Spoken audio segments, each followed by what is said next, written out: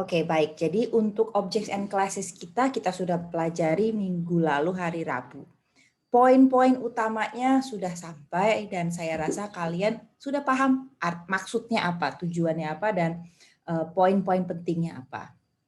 Jadi kalau kita ulangi sedikit ya sebagai recap sebelum saya lanjutkan, yaitu intinya sih dalam Java teorinya you can code any object. Anda mau bikin objek payung, objek kucing di sini contoh kebetulan yang saya pilih di sini ya. Teorinya you can code any object. Apapun yang Anda butuhkan di dalam dunia program Anda, apapun benda yang Anda perlukan yang perlu dimanipulasi dalam case yang Anda sedang berusaha menyelesaikan, teorinya Anda bisa buat. Syaratnya apa? Syaratnya Anda harus bisa mendefinisikan objek itu berdasarkan apa yang dia punya dan apa yang dia bisa lakukan. Dua hal itu.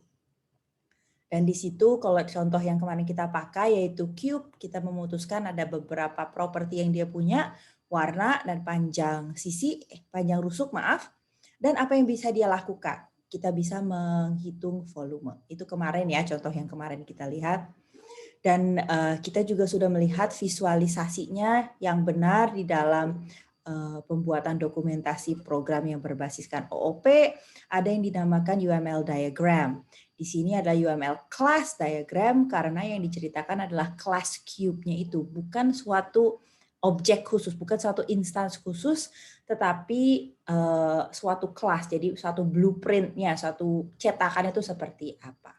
Di sini kita lihat what does it have, di atas ini ada propertinya di kolom yang pertama, apa what it has, and yang ini adalah what it can do. Termasuk konstruktor yaitu bukan fungsi, metode khusus yang dipanggil ketika kita membuat instansiasi baru. Jadi ini ada 3 hal yang poin penting yang caranya Java menerjemahkan what does it have dan what does it do. What does it have diterjemahkan ke dalam data field di dalam Java. Konstruktor itu tadi saya bilang metode khusus untuk melakukan instansiasi, dan what does it do? Ini adalah metode apa yang dapat dia lakukan. Jadi setelah saya definisikan, kalau di dalam dunia program saya, cube object itu didefinisikan berdasarkan class diagram ini. Maka di dalam program saya bisa bikin nih cube-cube yang saya butuhkan. Misalkan di sini saya bisa definisikan cube 1 dan cube. Nah, ini saya rasa Anda semua paham, tapi di Java ada yang hal baru nih, yaitu visibility modifier. Nah, kebetulan selama ini saya selalu bilang ya, udah nggak usah dipikirin dulu ya ketika definisi kelas, method, definisi kelas, jangan dipikirin dulu deh, nanti akan dibahas lebih lanjut tentang keyword-keyword yang bermunculan ini. Dan ini adalah yang pertama, yaitu public atau private itu apa maksudnya. Nah, di sini ada public, default, dan private yang dapat kita pakai. Default itu tanpa nulis apapun ya, nggak perlu nulis kata D, E, F, nggak bukan gitu, tapi nggak usah dituliskan. Sebetulnya saya lihat di weekly reflection juga sudah ada yang menyadari ada satu lagi sebetulnya ya namanya protected, tetapi memang belum kita bahas lebih lanjut, akan dibahas ketika kita membicarakan inheritance nanti ya. Jadi kita belum nyambung ke sana, tapi memang ada satu lagi yaitu keyword protected. Sementara cukup public, private, dan default saja yang Anda perlu pahami. Nah, jadi di sini adalah biasanya, saya bilang biasanya ya karena tidak harus ya. Biasanya yang paling pertama di private kan itu adalah data fields. Jadi contohnya dalam kelas cube kita, tadi kita punya string color dan double length yang kita pakai sebagai property atau apa yang dimiliki oleh cube tadi. Ini saya private kan, seperti yang ada di kanan ini. Tujuannya adalah supaya ada kelas lain yang menggunakan cube itu nggak bisa langsung mengakses warna dan panjang ini. Jadi saya lakukan private ini untuk melindungi data dan juga memudahkan maintenance code. Jadi kalau misalnya public semua, nanti saya kalau misalnya lakukan debugging tuh, saya harus dari kelas utama, kelas client yang paling gede, lalu itu dia ngakses kelas mana aja. lalu masuk ke dalam. Kalau saya tahu bahwa kelas yang objek yang saya buat itu private semua, mungkin ketika saya misalnya perlu ngecek tentang privacy, nggak perlu sedalam itu ngeceknya. Isunya kalau saya pakai kata private ini adalah, saya kan tadi bilang ini supaya nggak bisa diakses ya. Jadi misalkan saya dari kelas client cube maker ini, saya punya objek cube, saya mau akses mycube.color. Nggak bisa karena mycube.color ini adalah suatu data field yang private. Saya juga nggak bisa tiba-tiba saya tulis di sini misalnya mycube.color sama dengan yellow. Nggak bisa. Karena ini semua private dengan sengaja agar tidak semudah itu suatu program klien yang ada di luar, suatu kelas klien di luar yang mengutak-atik apa yang ada diisi di dalam objek. Tetapi tentunya dalam program kadang-kadang perlu ya, kita perlu akses, kita perlu merubah, maka kita perlu membuat method-method tambahan, getter atau setter atau accessor or mutators. Saya akan lebih sering ngomong getter dan setter ya karena terbiasa. Jadi intinya ya getter buat nge-get, buat ngambil, setter buat nge-set gitu aja. Jadi Anda bisa lihat di sini kalau misalnya yang get dia mereturn apapun yang dia ambil. Kalau set dia tidak mereturn ya, dia void ya, tetapi dia mengirim argumen untuk nge-set merubah properti yang sudah ada. Jadi kalau saya memodifikasi cube saya yang tadi, maka saya bisa mendefinisikan ini plus public karena perlu diakses dari luar ya, biasanya methods ya. Dan yang tadi saya bilang biasanya yang paling pertama di private kan adalah data fields, dalam hal ini color dan length. Jadi kapan pakai private, kapan pakai public, rule of thumb-nya sebetulnya teorinya program kamu terserah kamu ya, tetapi rule of thumb-nya kalau data fields akan lebih baik private, kalau untuk methods yang perlu digunakan di luar dari klien, dari kelas lain, biarkanlah dia public. Lalu kemudian kita sudah lihat juga tentang static dan non-static. Nah, kemarin saya berhenti di sini ya, kita berakhir di sini ya. Nah, dulu kita sering menggunakan, Anda sudah belajar kelas string, kelas math gitu, dan Anda bisa mengakses method-methodnya, misalnya power seperti ini langsung dari nama kelasnya. Ini nama kelas kan kelas math ya. Kita nggak lakukan tuh math, my math sama dengan new math. Nggak kita lakukan tuh, kita nggak bikin instance baru dari math. Kita langsung dari kelasnya yang utamanya. Ini karena ini saya screenshot dari JDK ya, dari dokumentasinya. Karena method-method yang ada di math adalah method yang static. Artinya dia bisa diakses dari kelasnya langsung tanpa membuat instance. Tadi PAU ya, yang tadi saya kasih contoh ya. Nah, coba kita lihat dokumentasi PAU ini adalah suatu method static, sehingga saya tidak harus membuat objek baru untuk mengaksesnya. Sedangkan di dalam method kita, di dalam cube objek kita, saya tidak bisa melakukan invokasi cube.getVolume begitu saja. Karena ketika saya mendefinisikan getVolume, saya tidak bilang dia adalah method yang static. Saya harus membuat suatu objek dulu. Di sini saya harus bikin cube dulu, harus pakai kata keyword new dulu. Baru dari objek tersebut, bukan cube.getVolume, tetapi myCube, objek yang saya buat, saya baru bisa get volume. Ini karena volume, kebetulan ini method yang saya bicarakan di sini, get volume saya ini bergantung pada setiap objek. Misalnya ada setiap instance. Misalnya saya punya satu instance yang panjangnya 2 dan satu instance lagi yang length-nya 5, tentunya volumenya akan beda. Jadi ini nggak akan sama. Saya jangan pakai static karena dia unik kepada setiap instance yang saya lakukan. Yang saya buat, maaf. Saya baru sadar sesuatu.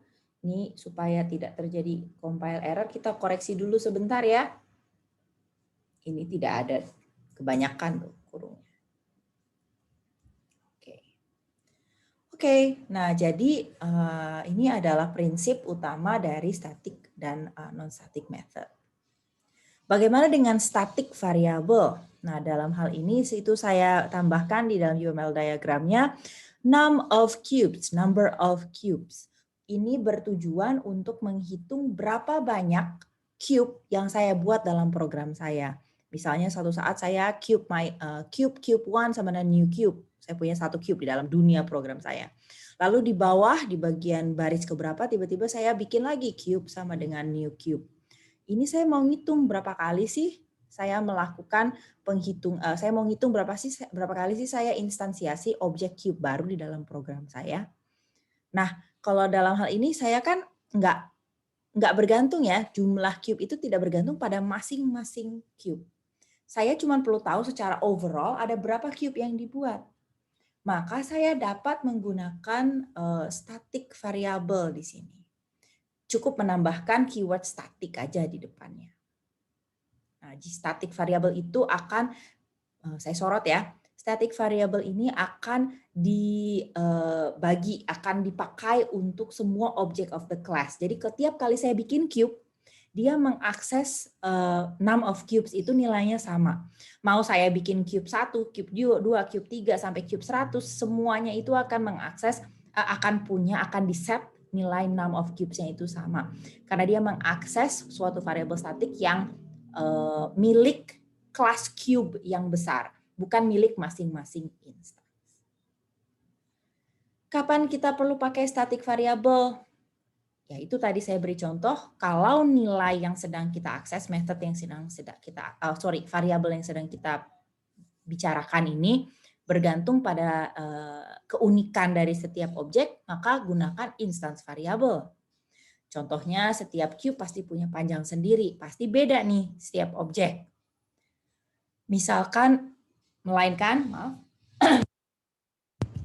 melainkan jika nilai variabel tersebut tidak bergantung kepada setiap objek, kayak tadi jumlah cube yang dibuat nggak tergantung kepada masing-masing instance, maka kita dapat mendefinisikan static variable.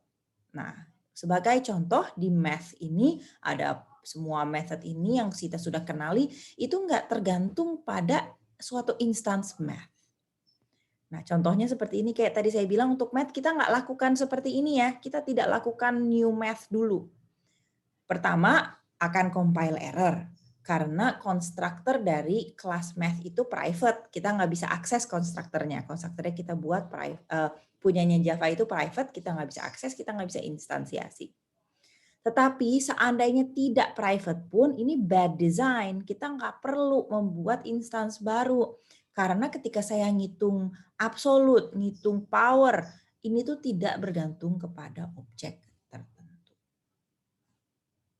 Jadi untuk variabel static dan variabel method, dalam contoh ini get number of cubes, berhubung dia sedang mengakses suatu variabel yang static, maka untuk cube manapun yang saya buat, yang saya instansiasi di dalam program saya pun, dia akan sama.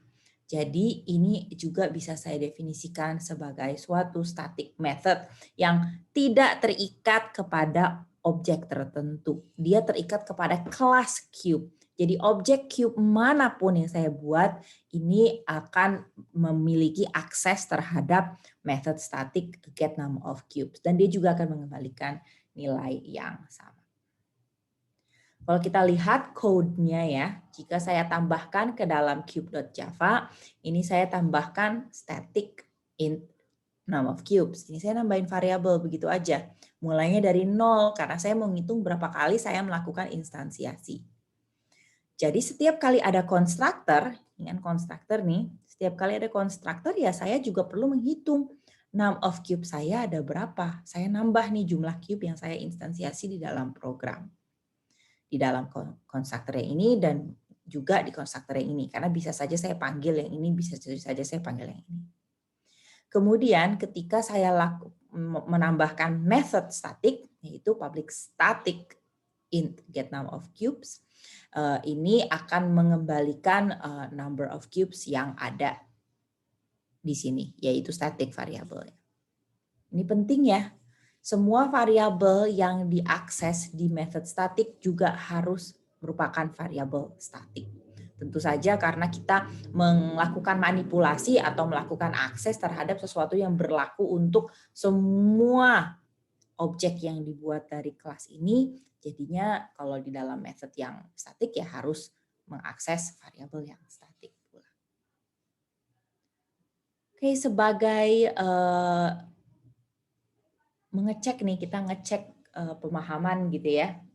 Coba Anda perhatikan potongan code berikut ini. Outputnya apa?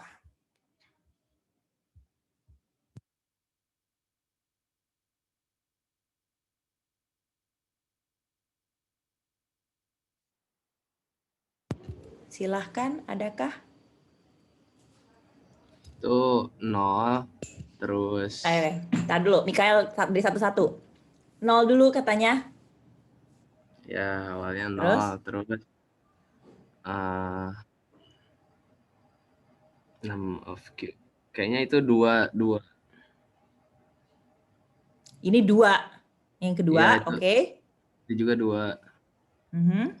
Yang ini? Bentar. Itu error kayaknya. Tadi Yang kan mana yang static error? ya. 6 of cubes itu static gak sih? 6 of cube statik nggak sih? Coba. Lupa. Mana sih? Oh iya, static. Berarti dia harusnya error sih. Yang cube 1, 6 of cube sama cube 2 itu. Ini yang 2 ini error. Kenapa error? Soalnya apa sih, kalau kita ngakses yang statik tuh nggak boleh pakai objeknya gitu, harus pakai kelasnya langsung. Yang Iya error sih? yang mana jadinya? Sorry, yang error yang mana? Yang ada objeknya itu, Bu, yang dia ngakses variabelnya pakai objeknya. Yang Baris cube 1, keberapa? Dan cube 2 yang ini. ya yang Oke. Mungkin yang lain? Terima kasih Mikael. Mungkin yang lain ada pendapat?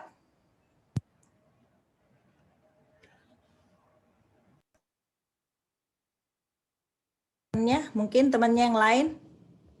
Jangan mau kalah nih sama Mikael. Ayo. Yang lain mungkin kalau misalnya nggak mau unmute, nggak apa-apa bisa lewat chat.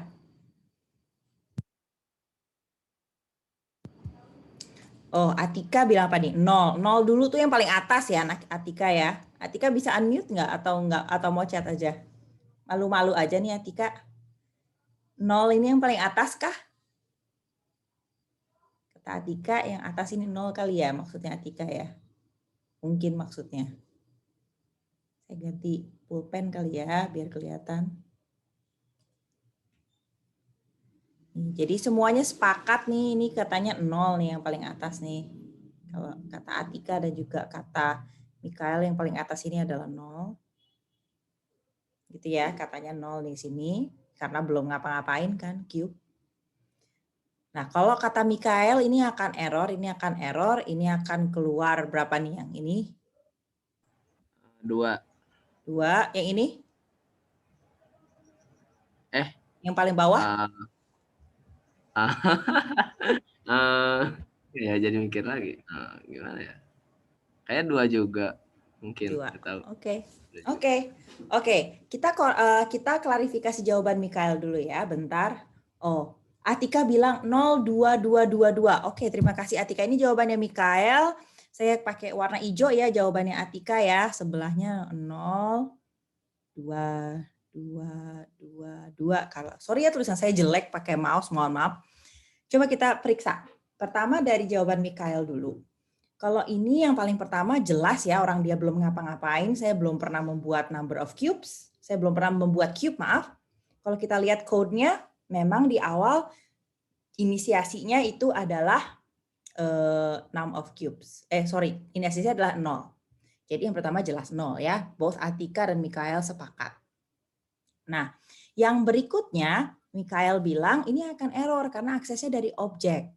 Kalau kata Atika nggak akan error, bisa tetap 2. Nah, coba saya balik dulu sebentar ke sini. Ups, sorry, mana tadi? Ini. Saya tidak untuk yang non-statik, saya harus membuat suatu objek di sini. Saya harus menginstansiasi. Kalau yang statik, saya tidak harus menginstansiasi, akan tetapi bukan berarti tidak boleh. Tidak harus tidak sama dengan tidak boleh ya. Nah, jadi ini harusnya sih tidak akan error ya Mikael. Di sini sih tetap boleh dilakukan. Saya punya objek cube, saya akses dari objek cube itu sendiri boleh-boleh saja. Hanya perlu diingat bahwa yang diakses oleh cube 1 dan yang diakses oleh cube 2 ini adalah benda yang sama, binatang yang sama. Karena ini tidak khas, ini tidak miliknya cube 1 dan ini juga tidak miliknya cube 2. Beda seandainya saya mau mengakses cube 1.length atau cube 2.length. Ini unik kepada masing-masing cube. Tetapi kalau number of cubes ini adalah sesuatu yang universal pada kelas cube untuk berlaku pula untuk setiap cube yang saya buat dari kelas cube. Jadi untuk yang bagian baris 1, 2, 3, 4, dan 5 ini yang betul jawabannya Atika, yaitu dia akan ngeprint 2 dan 2. Jadi kemudian yang 2 di bawah ini, nah ini perbedaan antara baris ini dan baris ini apa? Kalau baris yang atas ini dia itu akan mengakses variabelnya langsung nih. Dia mengakses variabelnya langsung. Sedangkan untuk yang ini dia akan menggunakan method getter-nya. Nah, jadi untuk method getter-nya jelas kita bisa cek ya, dia itu return number of cubes. Yes, dia return number of cubes. Jelas dia akan keluarkan angka 2 di paling bawah. Nah, untuk yang baris yang ini nih kita pertanyaannya adalah, ini bisa nggak sih langsung dari cube mengakses number of cubes variabelnya itu sendiri? Coba perhatikan. Di sini ketika saya mendeklarasikan, saya tidak menggunakan kata private ya. Saya langsung bilang static in num of cubes. Artinya status dia adalah status default. Jadi dia harusnya juga tidak akan error dan dia akan print out 2 pula. Jadi yang benar output dari program ini harusnya adalah 0, 2, 2, 2, dan apakah Berarti ada yang pertanyaan? error tuh Ya, kalau kaget dia saya. akses ini ya, apa sih? Metode yang statik yang error tuh. Kalau misalnya si objeknya itu ya. Kalau dari kelasnya nih, misalkan ya, dari sini, cube, saya pakai cube, ini kan berarti kelasnya ya, bukan objeknya ya, bukan instansiasi. Saya iseng berusaha mengakses cube dot length, gitu. Errornya double ya, ini satu karena dia tadi saya set private, kedua juga karena length ini miliknya miliknya instance. Jadi saya nggak bisa akses dari cube.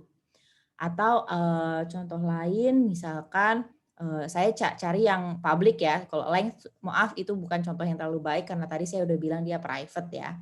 Tetapi misalkan saya berusaha mengakses cube, saya mau mengakses get volume tadi. Get volume. Ini juga akan error karena get volume itu miliknya masing-masing instance. Akan beda kan? Cube 1 dan cube 2 harusnya beda volumenya.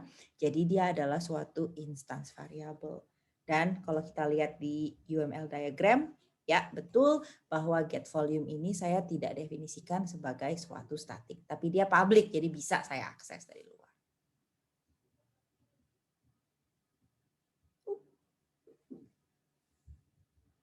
Oke, apakah ada pertanyaan?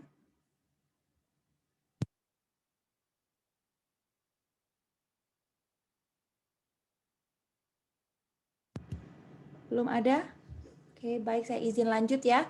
Kalau belum ada, nah terakhir yang ingin saya tunjukkan tentang statik-statik ini ada yang dinamakan static constant.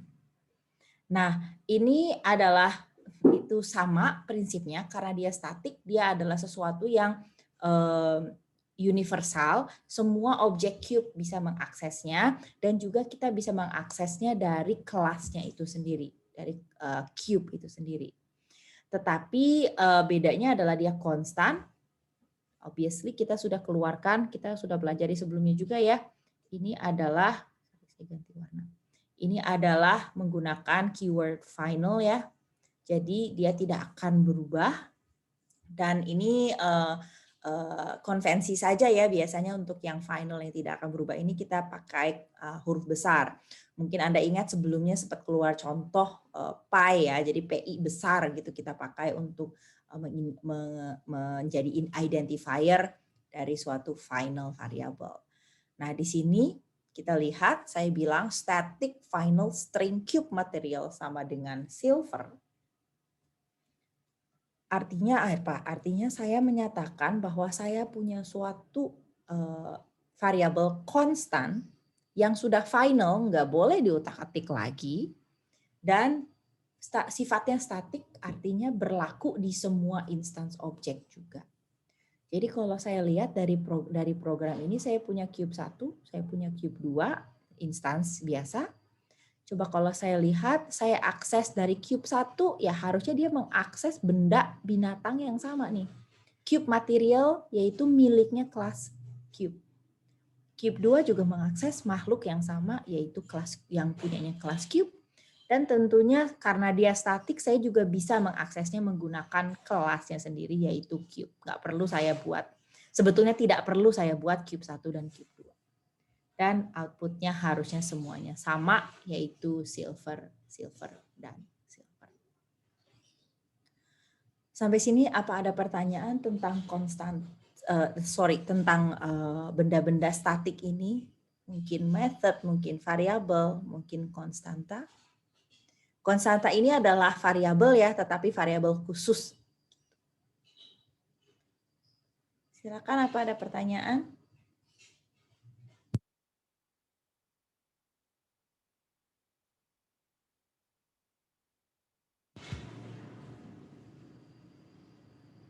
Oke, belum ada, saya lanjut ya. Sekali lagi saya ingatkan, kalau ada pertanyaan, at any time Anda boleh nyela saya. Kalau saya lagi bicara pun nggak apa-apa, paling saya minta tunggu bentar, kalau saya lagi bicara sesuatu, saya selesaikan, baru saya silakan bertanya ya. Oke, kalau gitu kita akan mengingat sesuatu.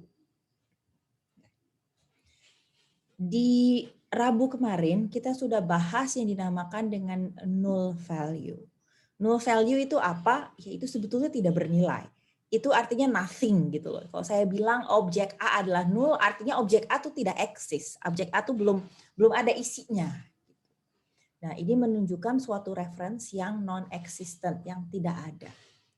Jadi berhubung ini adalah indikator ketiadaan, jika saya tahu bahwa ada suatu objek yang sudah tidak dibutuhkan di dalam program, saya dapat lakukan assignment seperti ini. Langsung objek, tadi saya udah bikin nih objek C1, ini saya pakai nih setelah di program saya, udah saya utak-atik, saya pakai buat apa-apa-apa.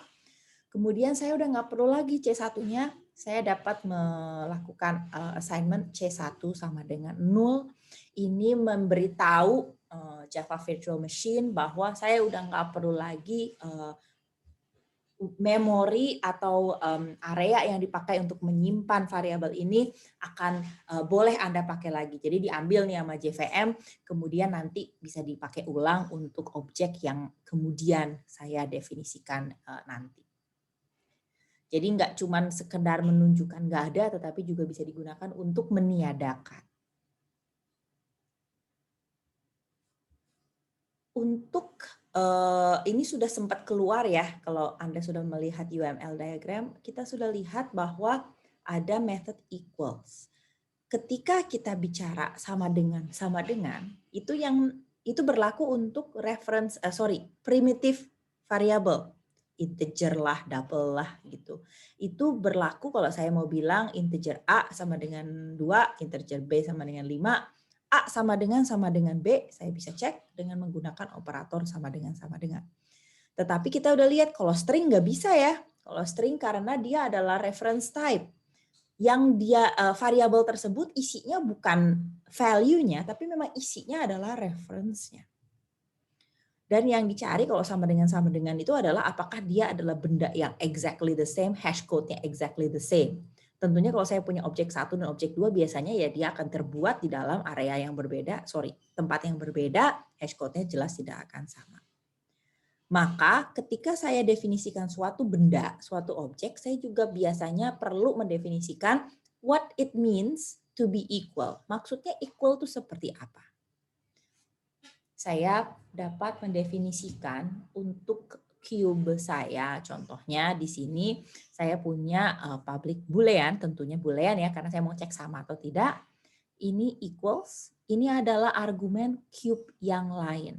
Ini kan miliknya cube ya, equals kan miliknya suatu cube ya. Jadi kalau saya punya cube 1, tentunya dia akan punya method equals ini. Kemudian saya bandingkan dengan cube lain, saya bilang dia akan sama atau equal jika color yang punya saya sama dengan color yang satu lagi, length punya saya sama dengan length yang satu lagi. Yang perlu diperhatikan di sini adalah dalam contoh ini kita menganggap dua buah cube sama jika warna dan panjangnya sama. Tetapi karena kita yang mendefinisikan, kita dapat mendefinisikan yang dimaksud equal itu sesuka hati. Mungkin untuk kepentingan program saya cuma perlu tahu ukurannya sama atau enggak. Jadi warnanya enggak penting, mau itu sama atau enggak. Jadi ya saya bisa buang aja nih yang bagian this color sama dengan other cube color dan. Bisa saya hapus. Dan ini adalah keberdekaan yang Anda miliki sebagai programmer ketika mendefinisikan suatu objek. Apa itu maksudnya sama? Kalau saya mau bilang harus sama semua data field-nya boleh. Tapi kalau menurut saya data field-nya sama aja juga enggak.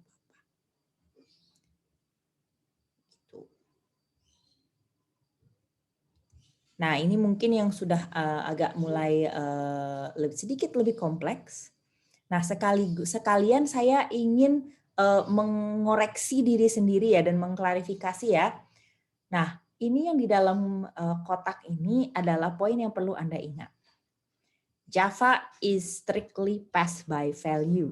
Silakan dilihat itu tautan yang saya pakai. Tautannya banyak sih yang saya pakai, cuman terutama yang di atas itu di Journal Dev itu. Ketika data yang saya pass itu primitif, nah saya punya int a, misalnya saya punya int a gitu, itu kan primitif ya, int a ya. Ini saya punya int a gitu kan, sama dengan 1 misalkan.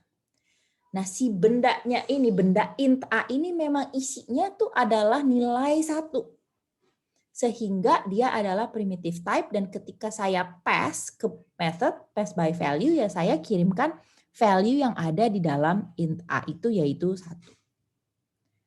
Nah, ketika saya membicarakan array kayak tadi ya, misalkan ketika saya membicarakan array, ketika saya membicarakan objek cube gitu, nilai dari bendanya, benda ketika saya bilang misalnya array of double atau apa ya, misalnya saya udah deklarasi saya punya array my array gitu ya, my array misal, terus habis itu saya punya cube, misalnya cube deklarasi saya punya my cube.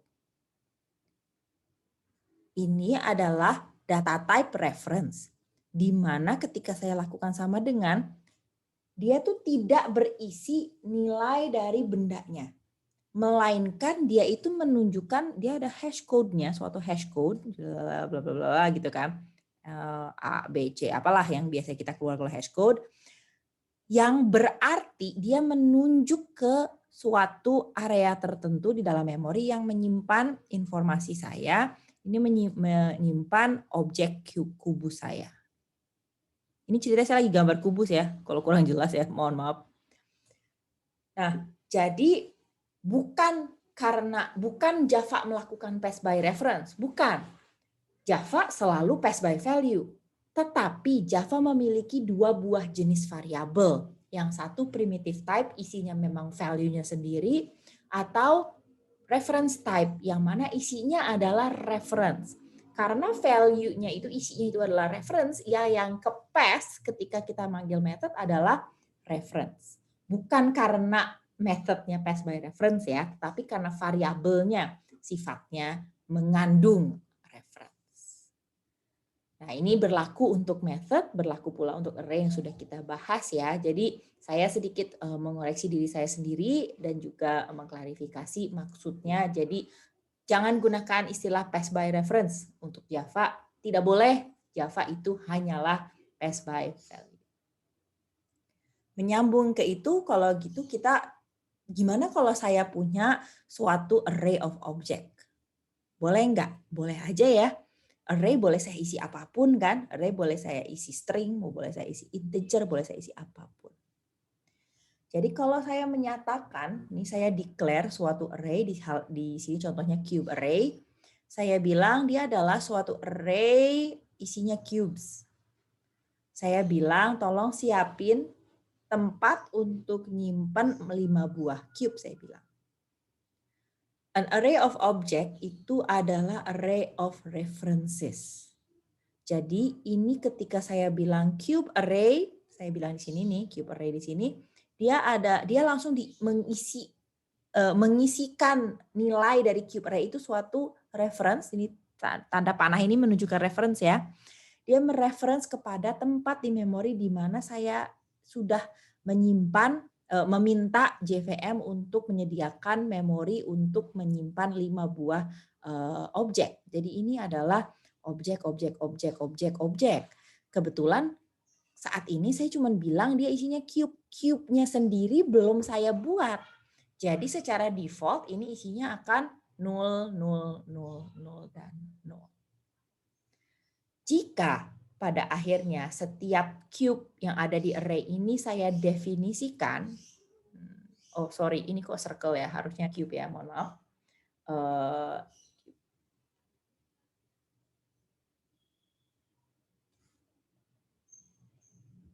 Supaya enggak membingungkan ya, kita lakukan ini aja ya. Kelihatan nggak? Oke. Nah, jadi jika setiap saya melakukan looping di sini, dan yang saya lakukan di sini adalah membuat new cube. Jadi saya bikin cube baru nih untuk setiap array. Nah, yang terjadi itu adalah saya ngisi setiap array tidak lagi null, tetapi saya isi dengan reference lagi, nggak langsung objeknya ya.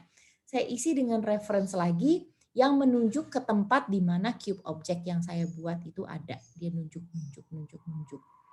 Jadi kalau saya mau, saya mengakses cube array 1.get area, ini kan cube array 1, saya masuk ke objek, saya punya get area di sini nih, saya punya get area. Ini melibatkan 2 kali reference. Array-nya punya reference ke tempat nyimpen array-nya. Di array-nya masing-masing konten array adalah reference lagi terhadap objek. Dan ini adalah beda yang paling utama antara primitive dan juga reference types. Jadi sebagai kesimpulan tentang takeaways gitu tentang objects dan classes ini, ketika saya membuat kelas, saya membuat jenis objek. Saya bukan membuat objek ya, saya membuat jenis objek baru. Jadi di dalam dunia program Java saya bisa mendefinisikan, oh ada makhluk, ada benda yang jenisnya seperti ini. Dia punya properti apa aja, dia bisa ngapain aja. Dan dari kelas itu saya bisa bikin objek-objek, instance objek yang merupakan salah satu tipe. Jadi kalau dalam program saya ada 2 tipe, saya punya objek-objek yang bisa berupa tipe A atau tipe B. Dan dalam Java kita dapat mendefinisikan kelas ini berdasarkan atribut dan method. Kata new ini penting. Dan Anda bisa berpikir bahwa ini adalah blueprint ya. Blueprint bahasa Indonesianya apa ya? Cetak biru ya, benar ya. Dari suatu misalnya untuk rumah gitu. Tapi ini sini bukan untuk rumah tetapi untuk benda-benda yang akan kita pakai di dalam Java. Oke, sampai di sini apakah ada pertanyaan? Bu izin bertanya. Silahkan.